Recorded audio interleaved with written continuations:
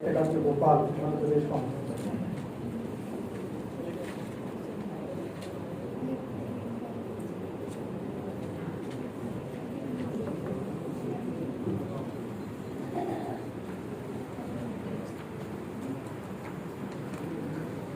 आज के इस महत्वपूर्ण सारस्वत अनुष्ठान में इस सत्र की अध्यक्षता कर रहे परम श्रद्धेय संतोष चौबे जी,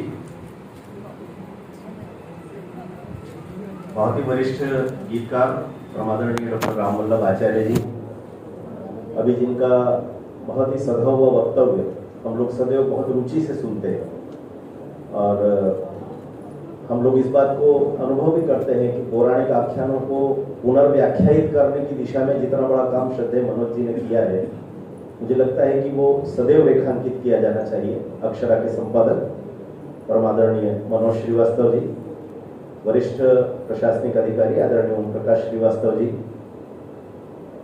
श्रद्धेय गोकुल जी की भी एक पुस्तक पर समीक्षा हम सब लोगों ने सुनी। आदरणीय साधना बलवटे जी ने भी भले ही किसी पुस्तक पर न बोला, लेकिन लगभग सभी पुस्तकों की चर्चा भी उन्होंने की। और कई बार लगता है कि वास्तव में ये परिस्थितियां बनती तो है हम सब साहित्यकारों के साथ, लेकिन उसमें से रास्ता हम लोग निकाल ही लेते हैं।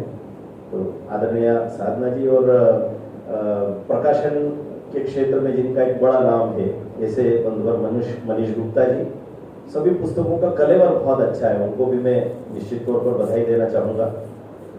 और बहुत ही कुशल संचालन कर रहे आत्मीय श्री आशुतोष जी, और जिनके कारण हम सब यहाँ पर एकत्र हैं, श्रद्धेय प्रभु शंकर शुक्ल जी। वास्तव में आज मुझे ऐसा लग रहा था कि सातों किताबें पढ़ी नहीं पढ़ी तो चलेगा, एक एक पुस्तक पर हम सब लोग चर्चा करें न करें तो भी चलेगा, लेकिन ये तय है कि जिन सप्तऋषियों की चर्चा श्रद्धेय मनोज जी भी कर रहे थे, वे सब के सब मिलकर भी केवल प्रभु शंकर जी पर बोले तो मुझे लगता है कि आज के कार्यक्रम का समय कम पड़ सकता है। इतना अनूठा व्यक्तित्व श्रद्धेय शुक्ल जी का रहा है, बहुत अच्छे कुशल अध्येता है, इतिहास बोध इतना समृद्ध है कि ऐतिहासिक विषयों पर जब भी मैं उनको पढ़ता था तो लगता था कि साक्षात अगर सामने हो तो उनको प्रणाम कर रहे। एक लेखक की मुझे लगता है कि यही लेखक की सार्थकता भी होती है। और विशेष करके जिस विशेषता को मैं रेखांकित कर रहा था मनोज जी के संदर्भ में, उन्हीं विषयों पर पौराणिक आख्यानों के संदर्भ लेकर के और उनको पुनर्व्याख्यायित करना और आधुनिक समय में उनकी प्रासंगिकता सिद्ध करना, ये मुझे लगता है कि श्रद्धेय प्रभु शंकर शुक्ल जी का भी एक बड़ा काम रहा। उन्होंने आधुनिक युग की नई पीढ़ी के लिए उन पुराने प्रसंगों को ठीक ढंग से समझने योग्य बनाया। ये काम वे लगातार करते रहे और मुझे लगता है कि ये काम वे इसलिए भी करते रहे होंगे क्योंकि वे जिस स्थान पर काम करते रहे, जिस वैचारिक अधिष्ठान के साथ वे काम करते रहे, उस स्कूल में हम लोगों ने वही सब सीखा है। आज जब बार बार हम सब लोग चर्चा कर रहे हैं कि 7 पुस्तकों का विमोचन, अपने आप में मनीष भाई कह रहे थे कि रिकॉर्ड हो सकता है, सचमुच रिकॉर्ड हो सकता है। मुझे भी याद नहीं कि मैंने किसी एक रचनाकार की 7 किताबों का एक साथ विमोचन किया हो। इतने लंबे समय में कुछ ज्यादा ही अभ्यस्त हो गया था मैं, 3-4 साल में अपनी खूब विमोचन किए, लेकिन इस तरह का विमोचन सचमुच मेरे जीवन में भी ये पहला है। न तो कभी देखा सुना और न कभी इस तरह के किसी कार्यक्रम में मैं गया। मुझे ऐसा लग रहा था कि आखिरकार ये 7 किताबें एक साथ आ गई तो इसकी प्रेरणा उनको कहाँ से मिली होगी।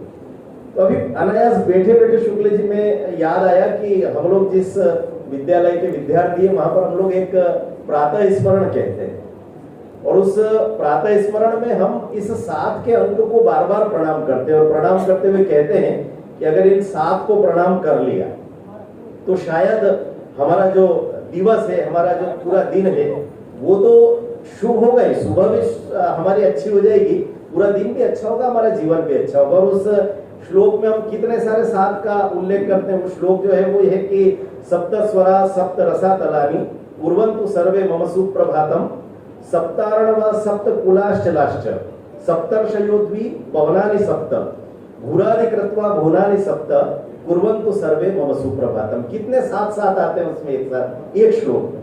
हम कहते हैं कि 7 स्वर, सात तल, ये जो हम कहते हैं ना भूतल पाताल लोक ये सारे, तो सात तल, सप्त समुद्र, सातों समुद्रों का उल्लेख प्राचीन वाङ्मय में आता है, सप्त पर्वत, सप्त ऋषि, सप्त द्वीप, सप्त वन, वनों के भी 7 प्रकारों का उल्लेख आता है, और सप्त भुवन, भुवन के प्रकार भी 7 है, और सप्त पदी और सप्त वचन का उल्लेख अभी इसमें और बढ़ा दिया आदरणीय मनोज जी ने। और मुझे लगता है कि इतने सारे ज्ञान परंपरा के लोग न भी हों तो वो जो पत्ती खेलने वाले वो भी सत्ते पे सत्ता बोल करके इसका आनंद ले सकते हैं। तो आज तो शुक्ल जी ने इन 7 को साथ मिला करके इतना सुंदर समन्वय किया है इन 7 पुस्तकों के माध्यम से। पहली पुस्तक का उल्लेख अभी आदरणीय मनोज जी ने करते हुए बताया है कि नागार्जुन की आंचलिक सर्जना को लेकर के उन्होंने लिखा, उस पर पर्याप्त चर्चा हो गई, लेकिन मुझे यही ध्यान में आ रहा था कि बाबा की जो वैचारिक यात्रा मानी जाती है, बाबा नागार्जुन को हम जिस रूप में साहित्य क्षेत्र में स्मरण करते हैं, मुझे बहुत दुख और कष्ट होता है जब मैं 2 नाम लेता हूं साहित्य क्षेत्र के, उसमें से एक नाम नागार्जुन जी का। पूरा का पूरा जीवन जिस विचार को उन्होंने होम करके समर्पित कर दिया वामपंथियों को, वो इतने नालायक निकले कि नागार्जुन जी के जीवन के उत्तरार्ध में 2-4 शब्द भी उनको सहन नहीं हुए। अरे तुम वेदों की ऋचाओं की बात करते हो, अरे तुम गंगा जल की बात करते हो। और बाबा का जब जीवन का उत्तरार्ध था, बाद में मृत्यु को प्राप्त हो, उससे पहले तक उनको लात मार करके अपने खेमे से अलग कर दिया। मैं यही सोच रहा था कि प्रभु शंकर जी शुक्ल के वैचारिक अधिष्ठान को जो लोग जानते हैं उनको पता है कि वे किस विचारधारा के प्रति समर्पित है और नागार्जुन जी किस विचारधारा के प्रति समर्पित है। मुझे आश्चर्य इस बात का है कि प्रभु शंकर जी शुक्ल अपने शोध का विषय, अपने लेखन का विषय, अपनी पुस्तक के प्रकाशन का विषय नागार्जुन जी को बनाते समय रत्ती भर संकोच नहीं करते। और आश्चर्य की बात यह है कि साहित्य जगत में प्रभु शंकर जी शुक्ल के उसी वैचारिक अधिष्ठान को असहिष्णु कहा जाता है। यह अद्भुत बात है साहित्य जगत की। और इसलिए मुझे लगता है कि ये जो यात्रा है, वैचारिक यात्रा है, इस वैचारिक यात्रा में दोनों अधिष्ठानों की कसौटी एक प्रकार से ये काम है, ये पुस्तक है। कलिकथा उनकी एक बहुत अच्छी श्रृंखला अखबारों में लगातार चली थी और उसकी इतने आलेखों की श्रृंखला थी कि एक तो कलिकथा के रूप में वो आई थी और एक जिसका मैंने भूमिका मैंने लिखी थी उस पुस्तक के रूप में भी वो आई थी। बहुत अद्भुत लेखन श्रद्धेय शुक्ल जी का रहा और विशेष करके संस्कृति और संस्कार उसकी भी बातचीत अभी हुई थी। मुझे लगता है कि शुक्ल जी वास्तव में एक प्रकार से सदैव राष्ट्र ऋण से उऋण होने की प्रक्रिया को संपन्न करते करते लिखते रहे। अन्यथा आप सोचिए कि संस्कृति और संस्कार को नई पीढ़ी तक ले जाने का कष्ट किसके मन में होता है। मैं चूंकि बच्चों के साहित्य के क्षेत्र में लगातार काम करता रहा 30 वर्ष से, जिसके कारण से श्रद्धेय शुक्ल जी का स्नेह मुझे प्राप्त होता रहा। वास्तव में हम लोग इस बात को कई बार थोड़ा विपर्य होता है, हम लोगों को अपने लक्ष्य उद्देश्य जीवन के जो दिखाई देते उसमें इस बात को हम भूलते हैं। लेकिन साहित्य क्षेत्र का एकमेव उद्देश्य सहित की जो परिभाषा है, मुझे लगता है कि वो सार्थक ही तब होगी जब आपका लिखा हुआ साहित्य हमारी आने वाली नई पीढ़ी को, नई पोध को अपनी जड़ों से जोड़ सके। ये सबसे बड़ा ऋण अगर हम चुका सके अपने साहित्य के माध्यम से। और मुझे लगता है कि संस्कृति और संस्कार वाली जो पुस्तक है ये निश्चित तौर पर ये युग धर्म है, आज के साहित्यकारों का युग धर्म है और उस युग धर्म का निर्वाह शुक्ल जी ने किया है। किसके रोके रुका है सवेरा भी आप जब पढ़ेंगे आलेख तो निश्चित तौर पर जितनी सकारात्मकता शुक्ल जी के व्यक्तित्व में आपको दिखाई देती है वो सब उन आलेखों में उतरती हुई प्रतीत होती है। आजकल जिस प्रकार की नई पीढ़ी निराशा के गर्त में डूबी हुई है, अभी कल ही हमारे एक साहित्यकार मित्र कह रहे थे कि आत्महत्या का सर्वाधिक प्रतिशत 30 साल से कम उम्र के युवाओं में। ये क्यों आ गया, ये कहां से आ गया? इन सब चीजों को रोकने की दिशा में अगर काम करना है तो क्या करना है, इस प्रश्न का उत्तर किसके रोके रोका है सवेरा जैसी पुस्तकें। जैसा कहा गया था, मोहन जी ने भी इस बात का उल्लेख किया था कि वे समाधान की तरफ बढ़ते हैं। गोकुल जी की समीक्षा में भी ये शब्द आए थे। वास्तव में वो समस्याओं का उल्लेख नहीं करते, समाधान की दिशा में बढ़ते हैं और उसी दिशा में ये, हाँ, एक उनकी पुस्तक जो है कनुमा पर्व, उसके बारे में मुझे बिल्कुल पता नहीं क्योंकि चर्चा में भी उसका उल्लेख नहीं आया था और इसलिए वो कौन सा पर्व है ये जिज्ञासा मुझे है। पुस्तक आएगी तो उसको पढ़ेंगे, लेकिन उसको पढ़ने के बाद ध्यान में आएगा कि ये किस प्रकार का सांस्कृतिक विशेष उल्लेख है। पर्व शब्द आया इसमें लग रहा है और एक पुस्तक जिसका मैंने कहा कि चमन में आशियां बना रहा कोई, उसकी भूमिका मुझे लिखने का अवसर मिला। निश्चित तौर पर उन्होंने बार बार इस पुस्तक में उल्लेख भी किया, उनके शीर्षक से भी आता है। मुझे उनका ये जो शीर्षक में जब देख रहा था तो मैंने बातचीत में उल्लेख भी किया था जब वो अकादमी पधार रहे थे कि चमन में आशियां बना रहा कोई में, मुझे टी.एन. शेषन अचानक याद आ गए। मैं कई बार इस बात का उल्लेख करता हूं कि कई बार हम लोगों को ये भ्रम रहता है कि बहुत ज्यादा शिक्षा प्राप्त कर लेने से हमारे जीवन मूल्य विकसित हो जाते हैं, लेकिन टी.एन. शेषन साहब ने बड़ा विनम्रता से उल्लेख किया। उन्होंने कहा कि एक कोई अधिकारी थे, बड़े पद पर थे, खूब पढ़े लिखे थे, बच्चों के साथ पिकनिक मनाने गए तो मैंने कई बार उल्लेख किया है कि वो बच्चे ने कहा कि ये जो बया चिड़िया का घोंसला इसको तोड़ करके लाओ। ड्राइवर तोड़ नहीं पा रहा था तो उसने गडरिये से कहा, बकरी चराने वाले बालक से, तो उसने कहा कि ये लाल बत्ती वाले अधिकारी तो क्या अगर मुझे भगवान भी कह दे तो मैं ये घोंसला तोड़ करके नहीं लाऊंगा। इसलिए नहीं लाऊंगा कि क्या आपको ये समझ में नहीं आता है क्या कि ये जो घोंसला है ये किसी चिड़िया का घर है, उसमें अंडे हो सकते हैं, बच्चे हो सकते हैं। आप किसी का घर उजाड़ करके अपना ड्राइंग रूम सजाना चाहते हो। तो टी.एन. शेषन ने जिस बात को रेखांकित किया था, मुझे लगता है कि ये जो चमन में आशियां बना रहा है कोई, ये उसी भाव की पुनरावृत्ति है। और मुझे लगता है कि ये भाव लाने की आवश्यकता भी है समाज में, संवेदनशील बनाना। तो इसलिए निश्चित तौर पर कई बार ऐसा होता है कि हम लोग इन बातों को कई बार भिन्न भिन्न अर्थों में ले लेते हैं। लेकिन जैसे एक पुस्तक आपके आई है, सजन रे झूठ मत बोल, उसमें झूठ के भिन्न भिन्न प्रकार जिस प्रकार से उल्लेखित होते हैं, गोकुल जी ने भले ही उसमें एक गीत के माध्यम से उस विषय को आगे बढ़ाया था। निश्चित तौर पर हम सब भी उस गीत के प्रशंसक हैं। लेकिन आप जब शुक्ल जी की इस पुस्तक को पढ़ेंगे तो आपको ये ध्यान में आएगा कि जैसे भारतीय दर्शन कई बार जीवन मूल्यों की नकारात्मकता के बाद भी उनकी स्वीकार्यता देता है। जैसे क्रोध के संदर्भ में कई बार कहता हूं कि मन्यु को बुरा माना जाता है, लेकिन यह मन्यु जब अभिमान के लिए प्रकट होता है, स्वाभिमान के रक्षण के लिए प्रकट होता है तो यह अभिमन्यु हो जाता है। इसको हम नायक मानते हैं, इसको हम खलनायक नहीं मानते। ठीक उसी ढंग से सजन रे झूठ मत बोलो में आपको ध्यान में आएगा कि झूठ सदैव बुरा नहीं होता है। कभी कभी ये जीवन में जिस जिस रूप में प्रकट होता है, मुझे नियति सप्रे जी की कहानी बड़ी अच्छी लगती है, क्योंकि इन दिनों में लगातार उस दिनचर्या को जी रहा हूँ। इंदौर से भोपाल के बीच में टैक्सी की यात्रा पर होता है। मैं भी लगातार बस से और टैक्सी से यात्रा करता हूँ हर शुक्रवार सोमवार को। उस कहानी में इतनी अद्भुत बात थी, उसमें उन्होंने कहा कि एक टैक्सी है, उसमें 3 लोग पीछे बैठे हैं, एक व्यक्ति ड्राइवर के पास बैठा है और 5वां व्यक्ति ड्राइवर है। ये पांचों के पांचों, हम लोग कहते हैं ना कि मोबाइल के युग में हम सब लोग झूठ बोलना सीख गए। ये पांचों के पांचों व्यक्ति एक एक झूठ बोलते हैं। और नायिका जो कथाकार है वो बैठ करके सोचती है कि क्या जमाना आ गया, मोबाइल ने झूठ बोलना सिखा दिया। ड्राइवर कह रहा है कि अरे आज तो कोई सवारी नहीं मिली है, वो आष्टा तक आ गया लेकिन वो कह रहा है आज कोई सवारी नहीं मिली, अभी तो इंदौर से चला ही नहीं हूँ। एक लड़का कह रहा है हाँ पापा मैंने खाना खा लिया है, मैं बिल्कुल आराम से अभी मैं वहां पर आ गया हूँ, होटल में आ गया हूँ, अब मैं आराम कर रहा हूँ। ऐसे करके 5 लोग झूठ बोल रहे हैं। लेकिन कहानी का अंत आते आते कहानीकार ने इतनी अच्छी बात कही, उसने कहा कि ड्राइवर बाद में कहता है कि मेरी पत्नी दरअसल मेरी प्रतीक्षा करती है, उसको ऐसा लगता है कि मैं जब तक टैक्सी चला रहा हूं तब तक दुर्घटना की संभावना बनी रहती, उसको लगता है कि पति घर आएगा कि नहीं आएगा। मैंने जब कहा कि सवारी नहीं मिली तो वो निश्चिंत हो गई कि इंदौर में ही है, और मैं अचानक भोपाल जाकर के जब कहूंगा कि मैं घर आ गया तो उसको बड़ा सुकून मिलेगा। बेटा कहता है कि मेरे पिताजी मेरी बहुत चिंता करते हैं, इसलिए उनको मैं अगर ये कहूंगा कि यात्रा में हूं तो 4 तरह की चिंताएं हो जाएंगी। तो ये जो झूठ होता है, ये झूठ भी कभी कभी कितना अच्छा, कितना सकारात्मक और कितना संवेदनशील होकर के प्रकट होता है। मुझे लगता है कि इस पुस्तक का मर्म भी जब हम समझेंगे तो हमारे ध्यान में ये बात आएगी। और उन्होंने अभी जो बिहारी के संदर्भ में एक बातचीत आई थी कि बिहारी जो है वो गच्चा खा गए, तो मुझे लगता है कि शुक्ल जी ने बहुत बारीकी से साहित्य का अवगाहन किया है। लेकिन मैं ये कहना चाहता हूँ कि साहित्य में इस प्रकार के प्रयोग प्रतीक के रूप में चलते रहते हैं।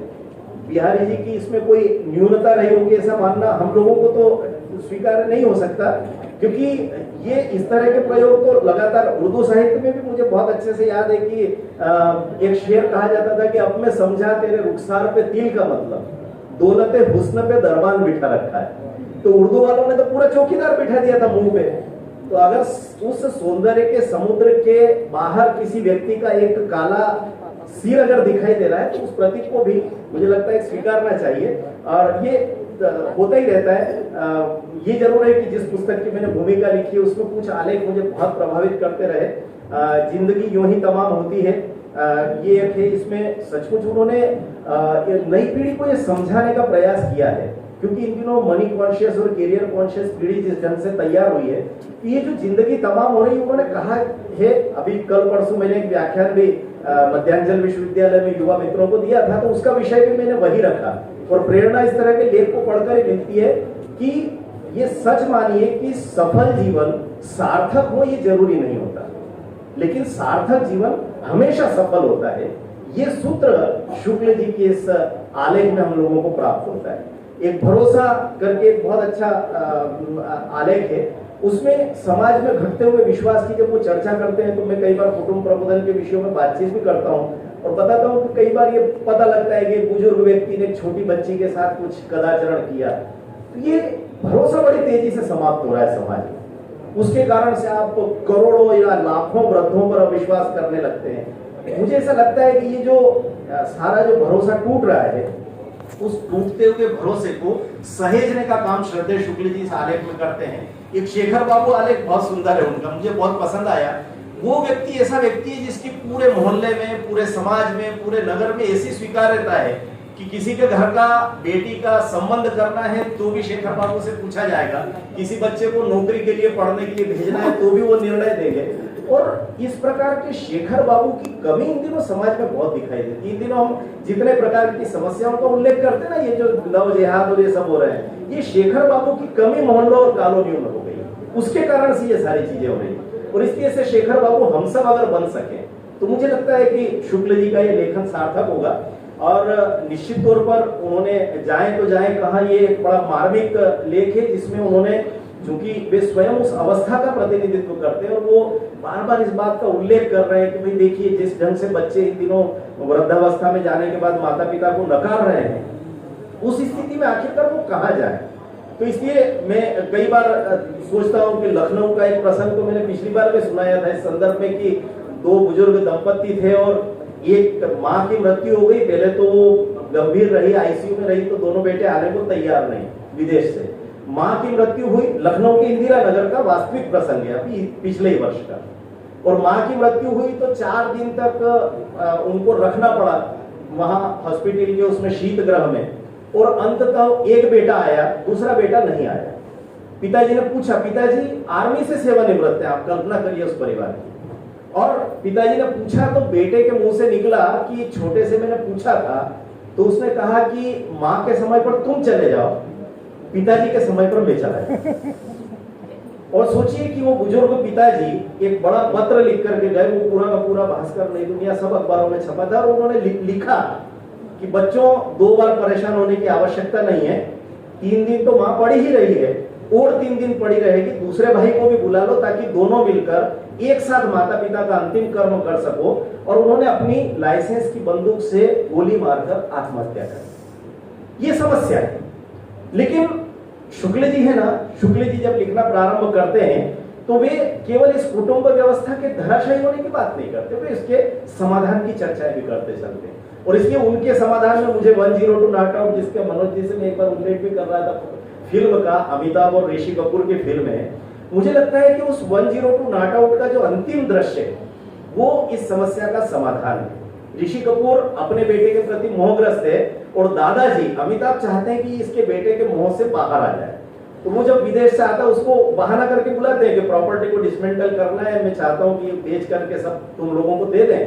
तुरंत छुट्टी लेकर के विदेश से आ जाता है। और तब पिता ऋषि कपूर जो रहता है वो अपने पिता के कहने से अंततः समझ जाता है कि बच्चे किस कैटेगरी के हैं, और वो अंततः उसकी बचपन की गुल्लक जिसको वो सहेज करके पिछले 30 साल से बैठा हुआ था वो लेकर के एयरपोर्ट पे जाता है और वहां पर वो फोड़ता है 50 लोगों के बीच में और कहता है कि तेरा अधिकार केवल इन चंद सिक्कों पर है, तो ये उठाया जमीन पर से और वापस विदेश चला।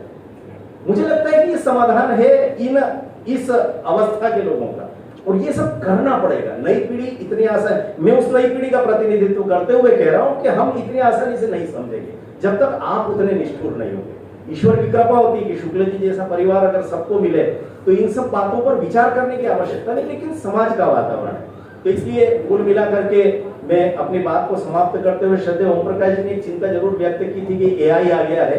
मुझे लगता है कि एआई से साहित्य जगत को डरने की आवश्यकता इसलिए नहीं कि एआई शब्दों को जोड़ करके कविता, कहानी, उपन्यास सब लिख देगा, लेकिन उस एआई के सॉफ्टवेयर में शुक्ल जी जैसी संवेदना नहीं है। उस संवेदना के बिना वो साहित्य 4 दिनों में गटर में फेंकने योग्य हो जाएगा।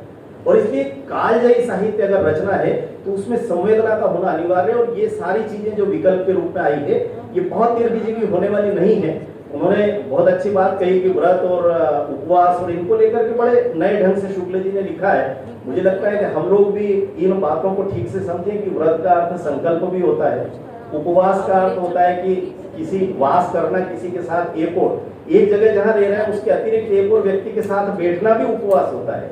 और सही अर्थों में आजकल हम जैसे रोटी नहीं खाते हुए अच्छी आधा किलो साबूदाने की खिचड़ी खाने को उपवास मानते हैं। अगर सचमुच किसी को आधुनिक पीढ़ी के हम जैसे लोगों को उपवास करना है तो मोबाइल का उपवास 2 दिन के लिए रख करके देख लें।